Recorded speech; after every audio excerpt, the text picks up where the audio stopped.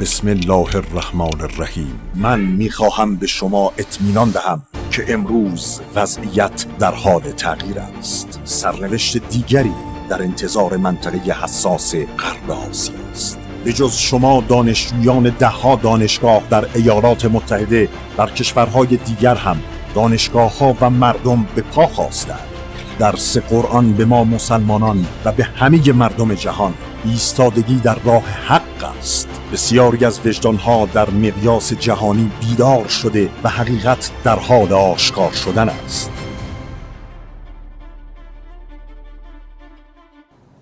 سلام. بدون اغراق باید بگیم که روحیه انتقادگری جزو وجه تمایز جریانات دانشجویی در سراسر جهان هست و به خاطر همین موضوع هم هست که بسیاری از تحولات اجتماعی و سیاسی جهان رو همین جریانات دانشجویی هستند که رقم میزنن. اما یه سوال اینجا وجود داره که چرا اعتراضات دانشجویان آمریکایی در حمایت از مردم مظلوم غزه بیشتر مورد توجه قرار گرفت؟ در خصوص چرایی این مسئله جناب آقای دکتر مصطفی موسوی، پژوهشگر حوزه آمریکا، برای ما سخن میگه. اگر تا قبل از 7 اکتبر ما تو فضای غربی طیف راستگرا داشتیم که ناقد اسرائیل، طیف چپگرا داشتیم که ناقد اسرائیل بود، بعد 7 اکتبر میبینیم که اینا دیگه یواش یواش به هم به شدت نزدیک شدن. یعنی یک جبهه متحد ضد اسرائیلی داره شکل میگیره. توی اعتراضات 7 اکتبر به بعد تو فضای اروپا و آمریکا شاهد اینیم که نه، خود دایاسپورا به عنوان یک نیرویی که تظاهرات برنامه‌ریزی میکنه و گفتمانش رو تایید میکنه داره نقش ایفا میکنه. یه مسئله دیگه هم که در واقع توی شکل‌گیری این اعتراضات به نظرم خیلی به چشم میاد به عنوان مقدمه قبل اینکه برسیم به سوال شما، اینه که خب امانوئل کاستلز میگه که همونطوری که ما تو فضای جامعه شبکه‌ای فضای جهانی سازی شده و به هم ارتباط داده شده غالب داریم که در واقع سیاست‌ها رو در واقع یک پارچه میشه، رویکرد اجتماعی، رویکرد اقتصادی، یه ضد جریان و اپوزیسیون یک پارچه هم خواهیم داشت. یعنی چی؟ یعنی که جامعه شبکه‌ای زمینه اینو ایجاد میکنه که در واقع رویه‌های اقتصادی، سیاسی و فرهنگی یک پارچه در واقع شکل بگیره. مثلا به عنوان مثال در حمایت از اسرائیل به تدریج شاهد این خواهیم بود که گروه‌های مختلفی که مثلا ضدیتی با نظام حاکم دارن ذیل یه عنوانی شعار با هم وحدت پیدا کنن. چطور اون تو حکومت، یعنی در حاکمیت جهانیش میتونه در واقع یک پارچه ایجاد کنه. جامعه شبکه‌ای این زمینه رو فراهم میکنه که نیروهای اپوزیسیون و ضد جریان هم به یک اجماع برسن. ما اینو قشنگ تو جامعه شناسی اعتراضات میبینیم. حالا کاستلز در تعریف پدیده‌ای که میگه خورد فرهنگ‌های مختلف ضد فرهنگ‌های مختلف وقتی جدا از هم باشن رزिस्टنس آیدنتیتی هستن، یعنی یه هویت مقاومت گونه. منتها بعضی وقتا بعضی از جریان‌ها میتونن به یه ادبیات و به یه سطحی برسن که از اون حالت محلیشون جدا بشن و تو حوزه جامعه شبکه‌ای بتونن گروه‌های ضد جریان مختلفی که تو محلات مختلف هستن، محلاتی که منظورم هست محلات جغرافیایی هم فقط نیست، محلات فرهنگی هم هست، اینا رو وحدت بدن. من احساس می‌کنم که وقتی وحدت میشن پراجکت آیدنتیتیز، یعنی فقط یه هویتی نیست که دنبال این باشه که تو حوزه محلی خودش مقاومت کنه، نه، پروژه داره برای تعریف کردن محیط بین‌الملل، برای مقاومت علیه جریان و گفتمان حالا سیاسی، فرهنگی، اقتصادی حاکم. من احساس می‌کنم 7 اکتبر اینو اثبات کرد. این خب از قبلش نمودهای ازش بود ولی قشنگ دیگه به عنوان مصداق عینی ما شاهد ظهور مسئله فلسطین به عنوان یک پراجکت آیدنتیتی بودیم، یک شعاری که گروه‌های ضد جریان در سراسر جهان رو میتونه وحدت ببخشه. به خاطر همین وفاق هم هست که ما شاهدیم چهره‌های مهمی توی این اعتراضات حضور پیدا کردند. ما می‌بینیم روز اول دختر ایلهان عمر، نماینده کنگره آمریکا در شهر مینسوتا، بین تحصن کنندگان خب دستگیر میشه. نماینده دموکرات‌ها تو خود نیویورک، خانم الکساندریا اوکازیو کورتز، میاد سخنرانی میکنه. لیستی از افراد شاخصی که اومدن توی دانشگاه کلمبیا به اون مرجع اعتراضاتی که بررسی میکنیم به نظرم خیلی داده مهمیه. کسایی مثل محمد کرد، نجلا سعید فرزند ادوارد سعید، جمال براومن که دوباره باز نماینده دموکرات‌ها توی نیویورک هست. خود ایلهان عمر که اومد تو ایالت مینسوتا سخنرانی کرد، کورنل وست مثلا، اینا که اومدن صحبت کردن، اینا همش یه نقطه اشتراک داره و اون اینه که اینا افراد شاخص جوان طیف پروگرسیو دموکرات، طیف ترقی‌خواه. البته از فعالیت قابل قبول رسانه‌ها در انعکاس این اعتراضات نمیشه غافل شد. آقای دکتر نیکو نهاد، عضو هیئت علمی دانشگاه شهید بهشتی: واقعیت اینه که این اتفاقی که الان ما شاهدش هستیم جدید نیست و جدید داره دیده میشه. این به نظر من مهمترین نکته‌ایه که باید بهش توجه بشه. اون اتفاقی که الان در دانشگاه‌های ایالات متحده و همینطور در برخی از کشورهای اروپایی در حال گسترده‌تر شدن هست، یک اتفاقیه که از سالها پیش شروع شده و الان دامنش گسترده‌تر شده و به مدد شبکه‌های اجتماعی و رسانه‌های گروهی غیر متمرکز، غیر دولتی به اصطلاح، این مجال رو پیدا کرده که مخاطبان بیشتری رو درگیر کنه. اگرچه همچنان سانسور رسانه‌ای شدید حکم‌فرماست بر رسانه‌های به اصطلاح آزاد و فضای مجازی امروز، ولی به هر حال از اون پیمنه یک مقدار کاسته شده و اسارت جوانان و دانشجویان اروپایی و آمریکایی در چنبره این رسانه‌های جریان سلطه یک مقداری ازش کاسته شده و تونستن با استفاده از فضاهای رسانه‌ای قدری صداشون رو به هم دولت مردان و هم سایر نقاط دنیا برسونن. این اتفاق جدیدیه که افتاده. انعکاس این موضوع به دنیا وجه ممیزه این جریان جدید و خب وجدان‌های بیدار دنیا و جوانانی که محروم شده بودن از آگاهی نسبت به این جنایات به مدد این جریان رسانه‌ای قدری مطلع شدن و خشونت عریان صهیونیسم بین الملل رو دیدن و البته ادامه این خشونت سازمان یافته جریان صهیونیستی رو در تار و پود نظام سیاسی حاکم بر ایالات متحده امروز دارن میبینن که جلوه شده رفتارهای خشونت‌آمیز تعجب‌آور، البته برای کسانی که مطلع نبودن.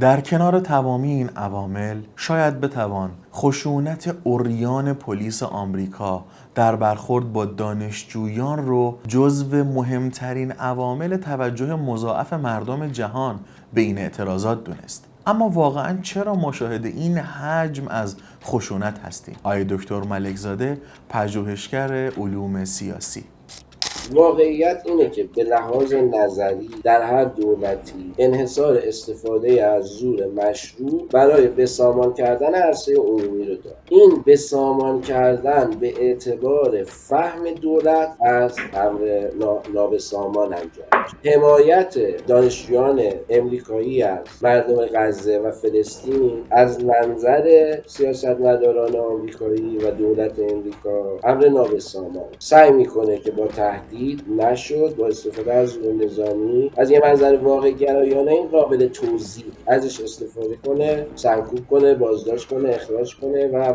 مشکل کجا توی این روایت درست میشه که اگر دولت چین این کارو کرد، دولت ایالات متحده آمریکا تحریمش میکنه. اگر دولت ایران همین کارو به همین اعتبار انجام داد، دولت ایالات متحده آمریکا تحریمش میکنه، دبیرکل سازمان ملل نگران میشه. اما چرا این مسئله برای دولت‌های دیگه مجاز دونسته نمیشه؟ به خاطر اینکه تعریف نرمال بودن در محیط بین‌الملل به اعتبار قدرت نظامی و مالی در اختیار جهان غرب قرار گرفت. تا وقتی که این سلطه وجود داره این شرایط هم شاهدش هست. یعنی دولت امریکا میتونه به عراق افغانستان حمله کنه یا به هر جای دیگه‌ای در امور داخلی همه کشورها دخالت کنه به اعتبار ارزش‌هایی که انحصار تفسیرش برای اون. چرا؟ چون به یک معنای غیر رسمی تنها دولت حاکم بر جهان بین‌الملل دولت ایالات متحده آمریکا. واسه همین حقوق بشرش به اعتبار ارزش‌های امریکایی تعریف میشه.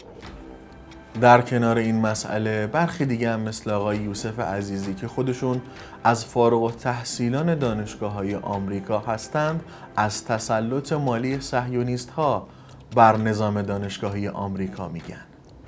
میدونید دانشجویان و اساتید، حالا برخی از اساتید و اعضای هیئت علمی در این اعتراضات یکی از نکات اصلی که مطرح می‌کردن بحث دایوستمنت هست، یعنی اینکه دانشگاه ارتباطش رو با حالا شرکت‌هایی که با سیستم ارتش اسرائیل در تماس هست، با سیستم‌های امنیتی اسرائیل در تماس هست، با اینها قطع بکنه، برای اینکه خب اون ارتش اسرائیل داره در واقع نسل کشی رو انداخته، جنگی داره انجام میده که خلاف قوانین بین‌المللی هست، فلسطینیان رو داره میکشه و این ارتباطاتی که در حوزه تکنیکی مثلا وجود داره بین دانشگاه‌های آمریکا و حوزه تکنولوژی اسرائیل، شرکت‌های اسرائیلی، همینطور با شرکت‌های آمریکایی که سرمایه‌گذاری میکنن در حوزه‌های امنیتی و تجاری اسرائیل و شرکت‌های آمریکایی که تأمین قطعات و تسلیحات میکنن، با اینا قطع ارتباط بکنن. فراتر از اون در حوزه‌های علوم انسانی، در حوزه‌های علوم اجتماعی، بسیاری از دانشگاه‌های آمریکا خیلی از فاندشون، پولشون و دونیشنی که میشه، این کمک‌هایی که به عنوان خیریه و این جور چیزا به دانشگاه میشه، اینها دوباره از همون شرکت‌ها، از همون مؤسسات، از همون اشخاصی میادش که میتونن تأثیر بذارن در سیاست‌هایی که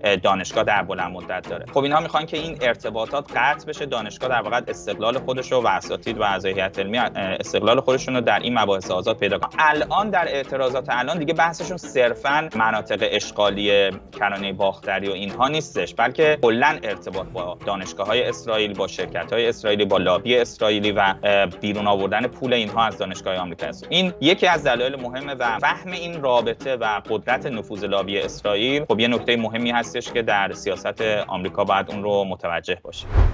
علاوه بر این نباید فراموش کنیم که آمریکا یک کشور کاملا اقتصاد محوره و اگر اتفاقی اقتصادش رو تهدید کنه باهاش مقابله میکنه. شما با یک کشوری در واقع سر کار داری که اساساً نهاد فرهنگو مثل بورس میدونه. آقا یه روز فلسطین در واقع سهامش قوی شده، میای روش سرمایه‌گذاری میکنی. سال 2012 خشونت به شدت بالا زد و خورد. 2016 به شدت بالا. 2020 بازم خشونت به شدت بالاتر. منتها ما میبینیم که نه، این در واقع نظام حکمرانی آمریکا به شدت بیش از اون چیزی که ما معمولاً بهش عادت داریم منعطف تره. یعنی ممکنه حتی ما تو 2020 و 2016 میبینیم به قدری رادیکالیزاسیون سیاه‌پوستا بعضا بالا میرفت، تیراندازی میشد، پلیس کشته میشد، شبه نظامیان سیاه‌پوست تو خیابون راه میرفتن. ولی نه که در واقع اون مدیریت مالی انجام شده و بازیگران اون صحنه با چند واسطه میخورن در واقع به اون بازیگردونه اصلی این مدیریت میشه. به سر همین من خیلی ابایی از این ندارم که بگم هر چند خشونت بالا بره، هر چند تنش بره بالا، لزوما خط قرمزای نهاد آمریکا زیر سوال داره میره. علیرغم توجه جهانیان به این خشونت‌ها و محکومیت حکومت آمریکا، اما متاسفانه جامعه آکادمیک و به ظاهر روشنفکر ایرانی واکنش درخوری رو نسبت به این اتفاقات از خودش بروز نداده. آیا رمانتیک بودن نگاه جامعه علمی به تمدن غرب میتونه راز این انفعال باشه؟ نکته مهم در مورد حالا بخشی از روشنفکران ایران هست که هم یک نگاه رمانتیکی به حوزه تمدنی غرب داشتن، مخصوصا در این یکی دو قرن اخیر، در همین حوزه آزادی بیان و رعایت حقوق بشر و دموکراسی و اینکه تصمیم گیری در سیاست خارجی کشورهای غربی، حالا آمریکا بخوایم اینجا بگیم، این بر اساس دموکراسی، بر اساس خواست مردمه. خب این یک حرف 100% غلطه. این به معنی نیست که نظرات عمومی و پابلیک اپینین و افکار عمومی تاثیر نداره، ولی اینکه ما فکر کنیم در یک دموکراسی خیلی ایدئال روی کاغذ نوشته کتابی مردم میان به هر کدوم از سیاست خارجی که در دولت آمریکا جنگ‌ها، صلح‌ها، حمایت‌ها و روابط خارجی رأی میدن، خب یا نظرشون مثبت هست، غلطه. ما در همین 7 ماه کاملا دیدیم و اینکه شما میدید در دانشگاه‌ها این اتفاق میفته، جنبش دانشجویی و این نسل جدید دارن این کارو میکنن، به خاطر این است که تمام نظرسنجی‌هایی که در این 7 ماه بوده نشون میده که این طبقه نسل جدید آمریکایی بین 18 تا 24 سال، بین 18 تا 30 سال، اینها به صورت اکثریت مخالف سیاست‌های آمریکا در حوزه حمایت از اسرائیل هستن. میخوان هر چه زودتر آتش بس دائم برقرار بشه. این نگاه رمانتیک حاصل خوانش گزینشی و ناقص روشنفکران ما از تمدن غربیه. جریان به اصطلاح خود روشنفکر پندار و شبه روشنفکری که به صورت گزینشی و متاسفانه خوشبینانه به ادبیات بشر غربی نگاه میکرد، هم برخیشون دچار یک عافیت طلبی هستن، بخششون هم نگران همون تفتیش عقایدی هستن که مشابه آنچه که برای اون استاد آمریکایی اتفاق افتاد من مثال زدم. اما از سوی جریان مسلطی که نمایندگی میکنه فکر لیبرال دموکراسی رو در کشور ما، بالاخره در محافل مورد سوال قرار بگیرن. چرا شما موضوع گرفتی؟ چرا حرف زدی؟ همون تبعات واردات نصف و نیمه و ناقص ادبیات حقوقی مغرب زمین در جامعه دانشگاهی ماست که بسیاری از دانشجویان جوانان ما فکر میکنن که مثلا اونجا یک آزادی بیان اوتوپیایی عجیب غریبی وجود داره و پلیس اونجا ضامن اینه که کسی مانع بیان شما نشه. خیلی برخی دیگه مثل آقای دکتر ملکزاده مشکل رو در سیاست زدگی و ایدئولوژی زدگی این قوم میدونن. اینکه چرا نمیتونیم موضع درستی در قبال فلسطین رو بذاریم کنار، یک فاجعه انسانی در یک گوشه‌ای از جهان داشته باشیم، موضعی که میتونه اصلا وحدت بخش هویت ملی ما باشه به عنوان عناصر مختلف تشکیل دهنده.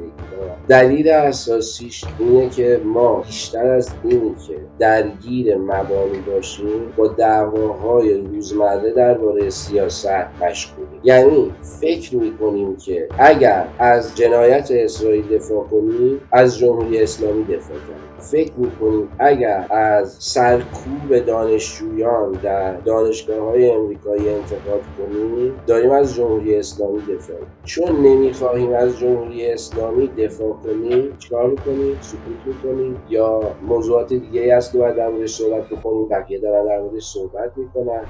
به نظر آقای ملکزاده جریان روشنفکری در ایران بیمار متولد شده و در حال فعالیته.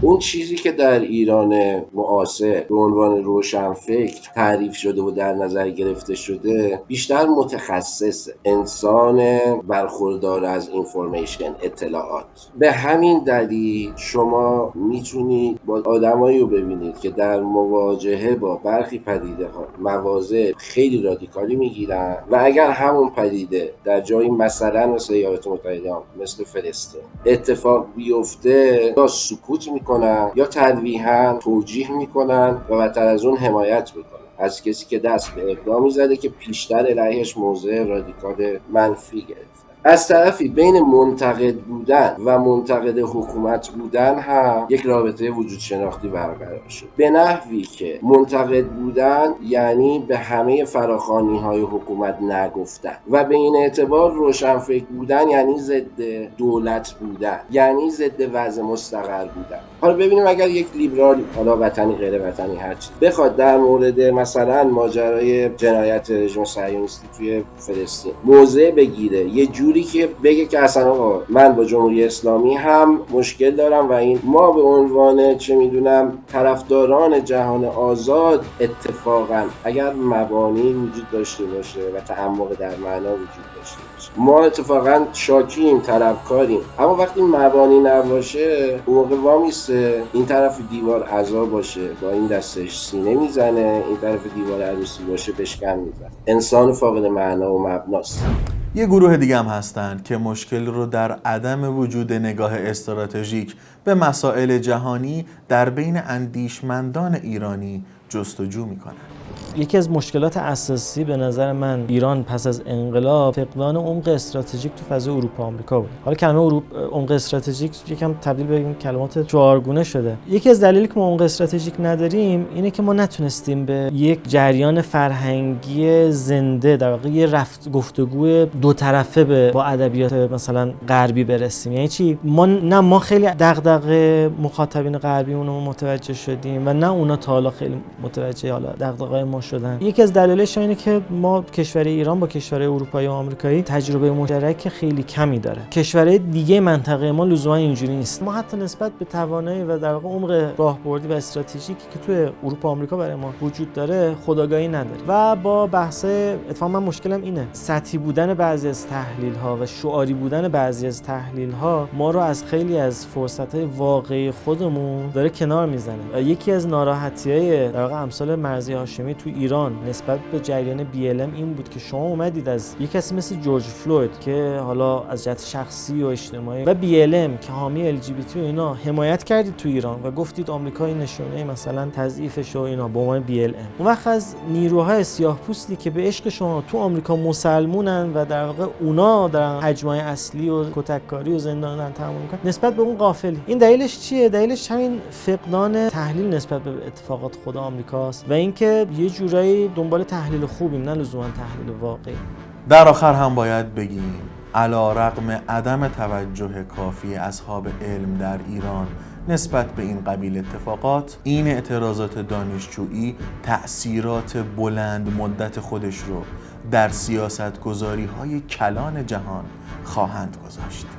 بلند مدت اگه بخوایم نگاه کنیم، این حرکت دانشجویان و حرکت اساتید حتما تأثیرات بلند مدت در ساختار سیاسی آمریکا و تصمیم گیری خواهد داشت، همونطور که مسئله جنگ ویتنام و اعتراضات دانشجویی، اعتصاب دانشجویی در اون زمان داشت. این دانشجویان، این اعضای هیئت علمی، آیا اینها میتونن در مثلا یک بازه 5 سال 10 سال بعد از فارغ التحصیلی وارد فضای تصمیم گیری سیاسی آمریکا بشن؟ آیا این اجازه از طرف ساختارها بهشون داده میشه، چه ساختارهای حزبی، چه بعد ساختارهای اجتماعی، یا حتی خیلی‌ها میرن حزم میشن در ساختارهایی که هستش، وارد وزارت خارجه میشن. شما میدونید در وزارت خارجه آمریکا از 7 ماه پیش ماجرای 7 اکتبر به این طرف 4-5 نفر استعفا دادن، ولی خیلی‌های دیگه یا حذف شدن در سیستم یا استعفا ندادن یا به خاطر ضدیت با سیاست‌های آمریکا. لذا این نکته بسیار مهمی هست که این نسل جوان آمریکایی که اکثریتشون مخالف خیلی از سیاست‌های بین‌المللی آمریکا مخصوصا در حوزه اسرائیل و فلسطین هستند، اینها در نهایت میتوانند در یک بازه مثلا 10-15 سال 20 ساله یا نسل آینده چه تأثیری رو بذارن. بحث پس نسلی هست، بین نسلی هست، بحث رسانه‌ای هست، بحث آموزشی هست و باید ببینیم اینها چگونه میتونه در جامعه آمریکا در بلند مدت تاثیرگذار